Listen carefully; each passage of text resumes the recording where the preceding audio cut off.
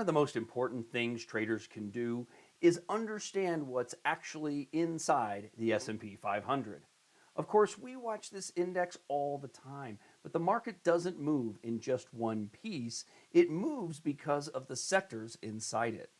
Knowing how the SPX or S&P 500 is allocated can help you see which groups are really driving price action and which rotations may be setting up for potential trade opportunities. Let's take a look at the heat map here in the thinkorswim desktop application.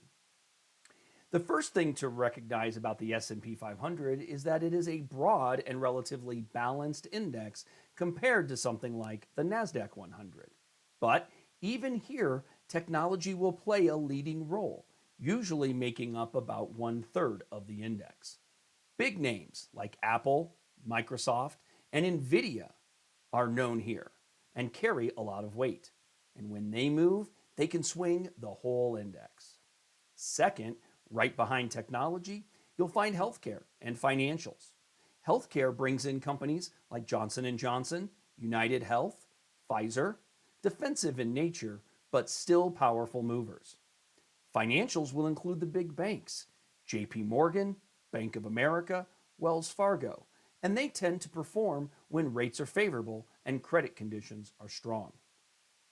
The next slice is consumer discretionary, with giants like Amazon and Tesla, and then consumer staples, which include companies like Procter & Gamble and Coca-Cola, often shining in more defensive environments. Industrials will also play a role, a meaningful role, with companies like Caterpillar and Union Pacific, a good proxy for economic activity.